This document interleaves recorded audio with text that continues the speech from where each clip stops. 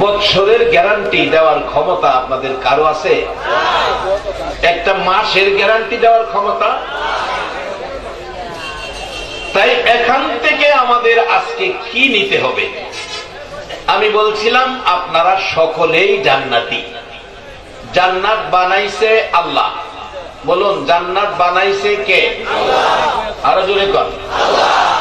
আর এই জান্নাতি হওয়ার জন্য, জান্নাতি বানানোর জন্য যাকে পাঠাইছে ইনি হলেন মুহাম্মাদুর রাসূল। যারা রাসূল নিয়ে টানা হেঁচড়া করে এরাও নবীর সুপারিশ ব্যতীত জান্নাতে যাওয়ার কোন রাস্তা নাই।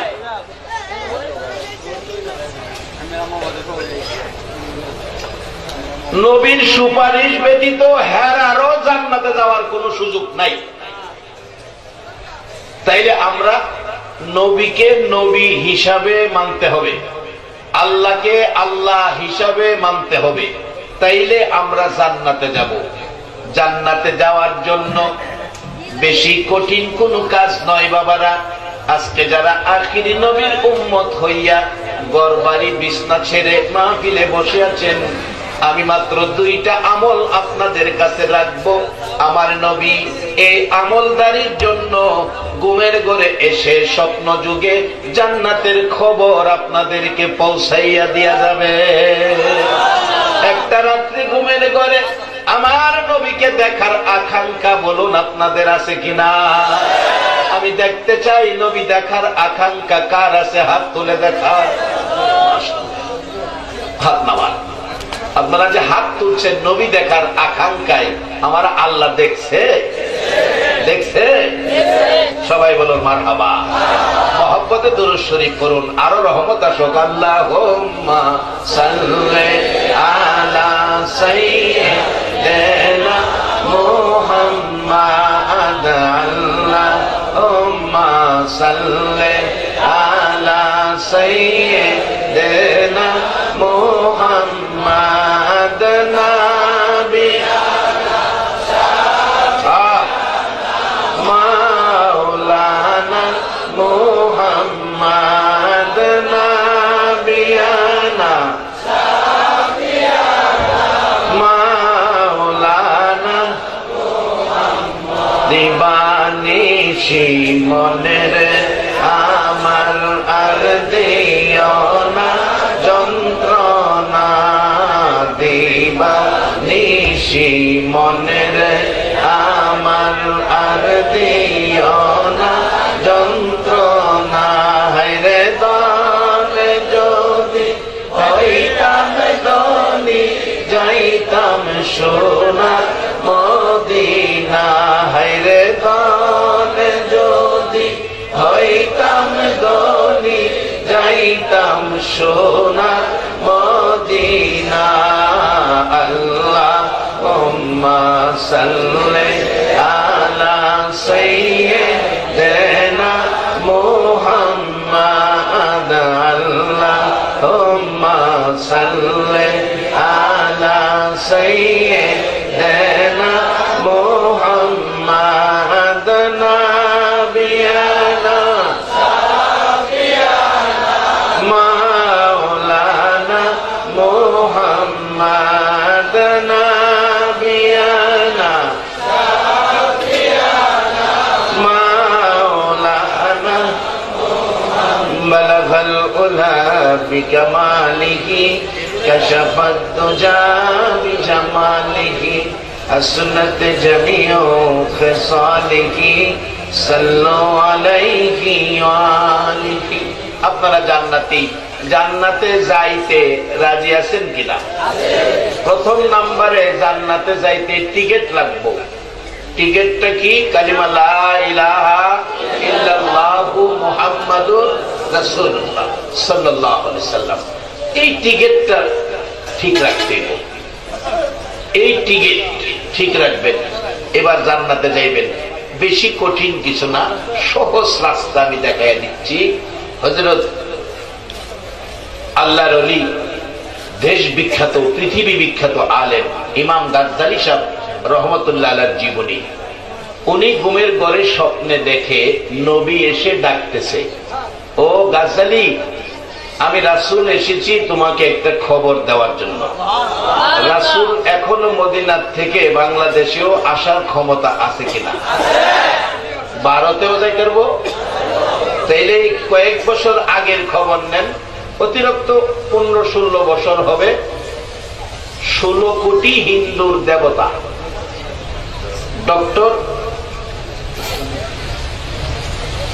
শিব শক্তি, ডক্টর শিব শক্তি শঙ্কর, উনি স্বপ্নে দেখে মদিনার নবী তার ঘরে হাজির।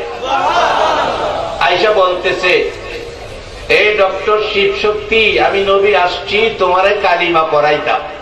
তাহলে এখনো নবী দাওয়াতের কাজ করতে পারে, কালিমা পড়াইতে পারে, এই ক্ষমতা নবীর। আসতে বললেন যে বাজান ভয় পায় না, কোন দলের আলেম অস্বীকার করার ক্ষমতা নাই, কেউ কালকে আপনারে প্রশ্ন করতে পারবে না, চিন্তা করেন না। ডক্টর শিব শক্তি এই চেহারা, আল্লাহু আকবার। মা আমেনা বলেন, পৃথিবীর মানুষেরা রে, যেদিন আমার মক্কার এতিমখানায় আমার এতিম মুহাম্মদ তাশরিফ এনেছে, আমি দেখি আমার ঘরে যেন সকালবেলার উদিত সূর্য ঢুকে গেছে। সেই সুন্দর নবী ডক্টর শিব শক্তির ঘরে। ডক্টর শিব শক্তি বলেন, এই সুন্দর নবী, মায়ার নবী, মা নাই বাবা নাই নবী, আমার ঘরের মেহমান পাইয়া দেরি করি নাই, নবী পাকের হাত ধরে কালিমা পড়ে মুসলমান হয়ে গেলাম। বাবারা, সেই নবী, আপনারা নবীর আশেক পাগল, আপনাদের ঘরেও নবী একদিন আসার ক্ষমতা আছে কিনা? আমি দোয়া করব মন ভরে অন্তর থেকে, আজকে যারা এই মাহফিলের আয়োজন করেছে, ব্যবসায়ী ভাইয়েরা যারা দূর দূরান্ত থেকে এসে রাত্রভর সময় দিয়েছেন, জীবনে কত রাত বিশ্বকাপের খেলা দেখা কাটাইছো গো, নবীর ভালোবাসার একটা রাত দিয়া যাও। একটা রাত যদি মদিনাওয়ালার ভালোবাসায় কবুল হয়ে যায়, আমার আল্লাহ এই রাত্রের উসিলায় নাজাতের ফায়সালা দিয়ে দিবে। আমার নবীর প্রাণপ্রিয় মহব্বতের সহিত ডক্টর শিব শক্তিকে কালিমা পড়াইয়া মুসলমান বানাইলেন। সকালবেলা অন্যদিন ডক্টর শিব শক্তি 16 কোটি হিন্দু যাকে দেবতার মতো শ্রদ্ধা করত, ডক্টর শিব শক্তি সকালবেলা ঘুম থেকে উঠে তুলসী পূজা করেন, তুলসী পূজা করেন, গাছের পূজা করেন, সূর্যের পূজা করেন। আজকে দরজাই খুলে না, 9টা বাইজা গেছে, দরজা খুলে না। বিবি নাস্তা নিয়ে ডাকতেছেন, ঠাকুর কর্তা কি হলো আপনার, দরজা খুলেন না কেন? দরজা খুলেন, নাস্তা খান। দরজা খুলে দিলে বিবি রাখতেছে, ঘর থেকে বাহির হন না, ঘর থেকে বাহির না হইয়া কেন ঘরের মধ্যে বসে আছেন? ডক্টর শিব শক্তি ডাকি, বিবি, বিবি গো, ঘরের দিকে তাকাইয়া দেখো বিবি, আমার ঘরে এক মহান অতিথি আইসা গেছে।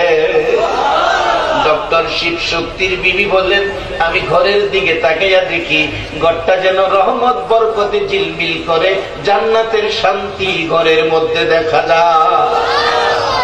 বিবি ডাকতেছে, স্বামী কে আসছিল গো?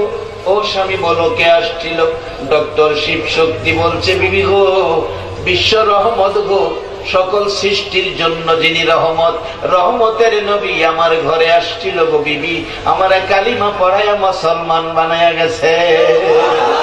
বিবি বলেন, অনুমতি দেন ঘরে আসি, ঘরটা বড় শান্তি।